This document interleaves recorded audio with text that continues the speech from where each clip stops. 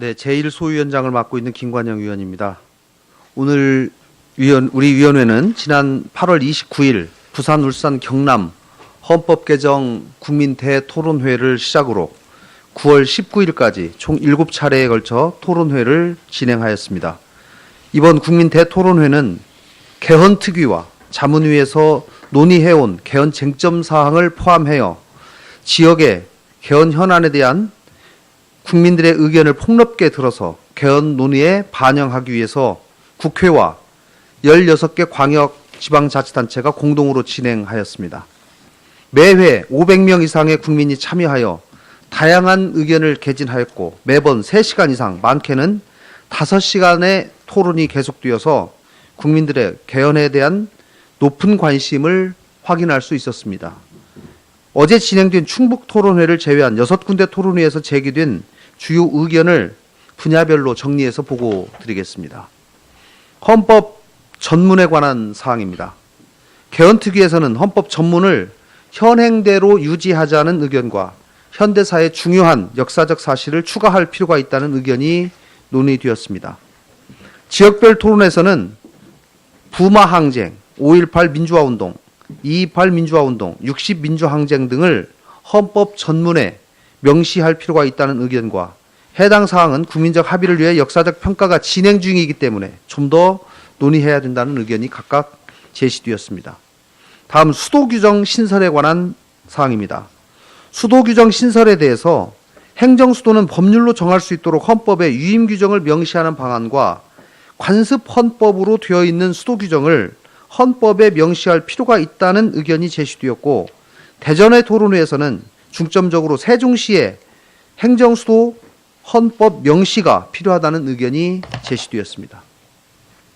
다음 기본권에 관해 논의된 주요 사항을 말씀드리겠습니다. 첫째, 기본권 주체를 국민에서 사람으로 변경하는 것에 대해서 개헌특위에서는 기본권 성격에 따라 구분하여 판단할 문제로 논의를 진행하여 왔습니다마는 토론회에서는 국적과 무관한 인간으로서 누려야 할 기본권은 사람으로 규정할 필요가 있다는 의견과 의무를 부담하지 않는 외국인에 대해 기본권을 확대하는 것에 반대하는 의견이 각각 제시되었습니다.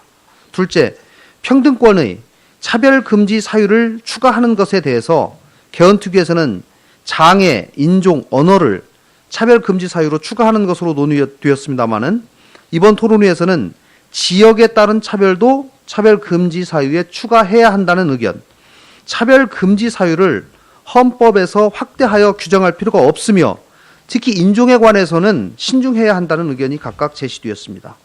셋째, 현행 헌법 규정인 양성평등을 성평등으로 바꾸는 것에 대해서는 동성애, 동성혼을 합법화할 수 있으므로 반대한다는 시민들의 의견이 다수 개진되었습니다.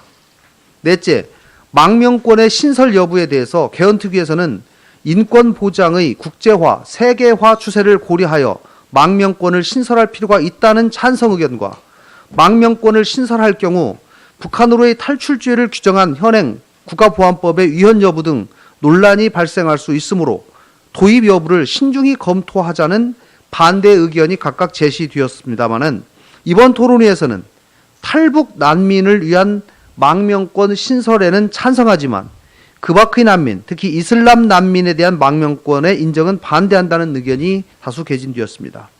다섯째, 안전권 신설에 대해서는 가습기 살균제 사건 등을 고려하여 안전권을 신설할 필요가 있다는 의견, 안전을 위한 국가 권력 행사 시 국민의 자유권과 충돌할 수 있는 측면을 고려할 필요가 있다는 의견이 각각 개진되었습니다.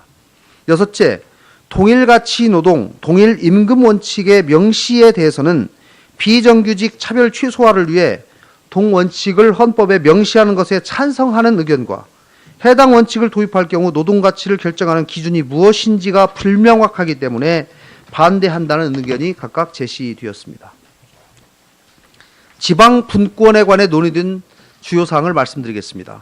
첫째, 지방자치의 확대 여부에 대해서는 개헌특위 논의 과정에서 지방분권 강화에 대체로 공감대가 형성된 것과 같이 지역별 토론회에서도 대부분의 토론자들이 국가의 지속적인 발전을 위해 지방자치가 실질화될 수 있도록 획기적인 수준의 지방분권이 필요하다는 의견이었습니다마는 일부는 현행 지방정부의 수준과 행태를 고려할 때 지방분권 강화가 불필요하다는 반대 의견도 있었습니다.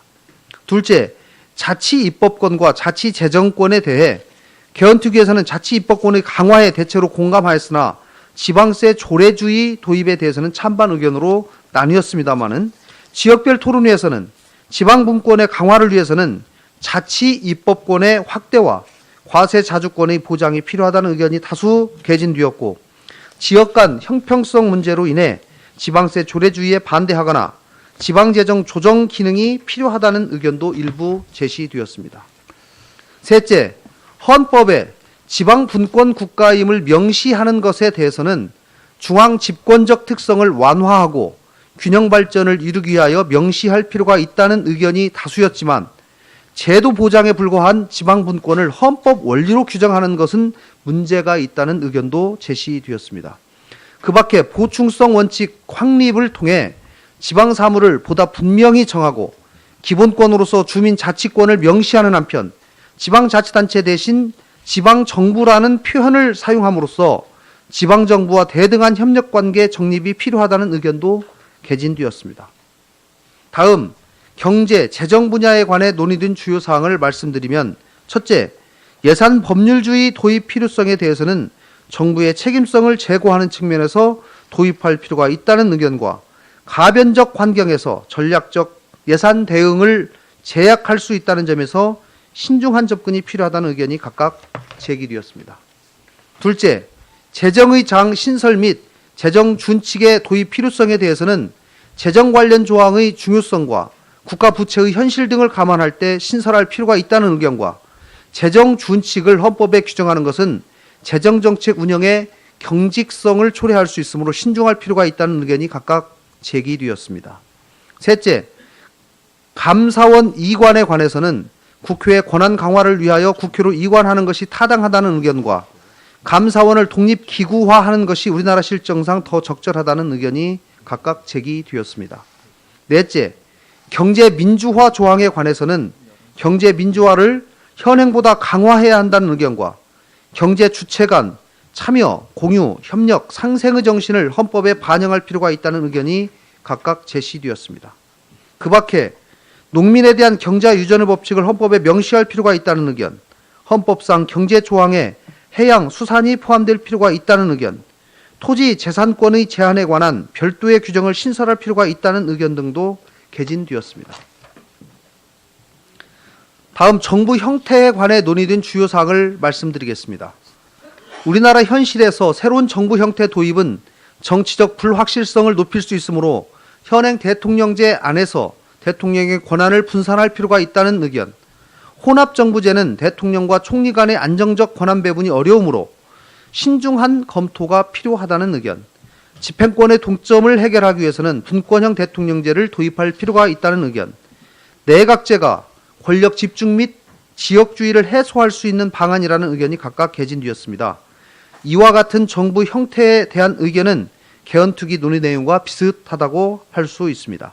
그 밖에 국무총리 제도는 현행 대통령 임명 방식보다는 국회 선출 방식이 바람직하다는 의견, 대통령 권한 권력 분산의 일환으로 자치분권 개헌이 필요하다는 의견, 국민 지지도가 높은 정부 형태를 선택할 필요가 있다는 의견 등이 제시되었습니다.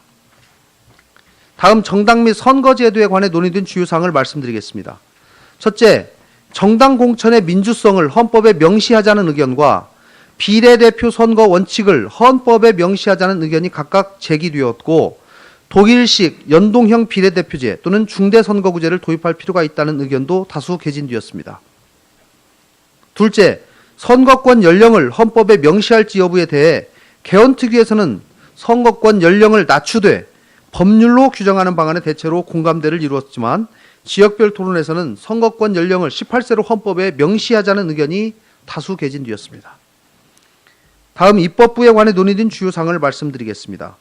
첫째, 양원제 도입과 관련해서 지역 균형 발전 및 지방 분권을 위해 지역 대표형 상원 도입이 필요하다는 의견이 다수 개진되었으나 양원제의 효과가 크지 않으므로 신설할 필요가 없다는 의견도 일부 제기되었습니다.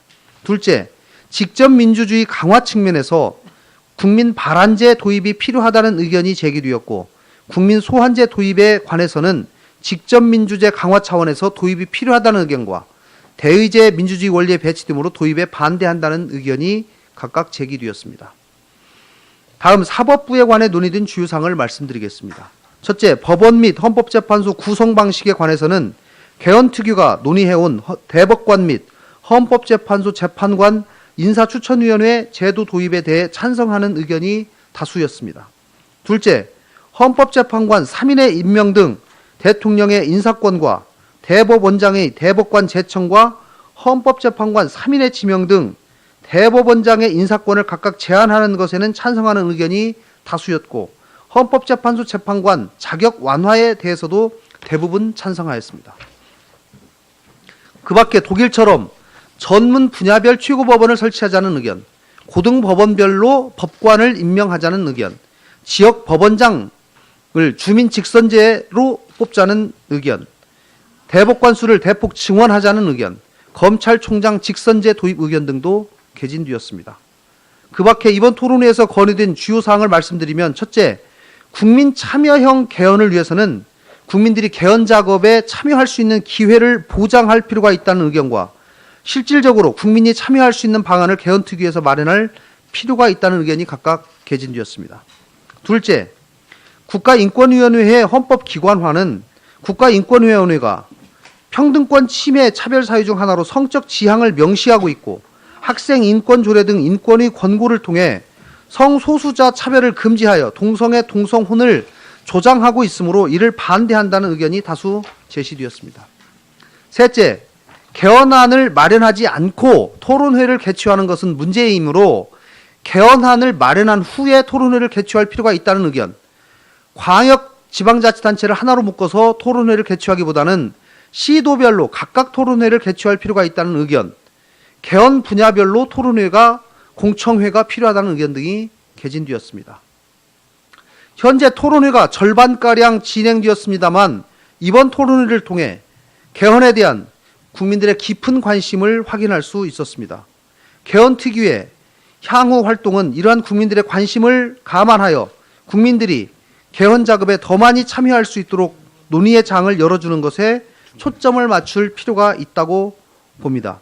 아울러 6차례에 걸쳐 토론회를 진행하면서 공통적으로 의견이 제기된 기본권 주체 변경에 관한 사항, 성평등 관련 사항, 국가인권위원회의 헌법 기관화 등에 관해서는 향후 개헌특위 차원의 입장 정리가 필요할 것으로 보입니다. 경청해 주셔서 감사합니다.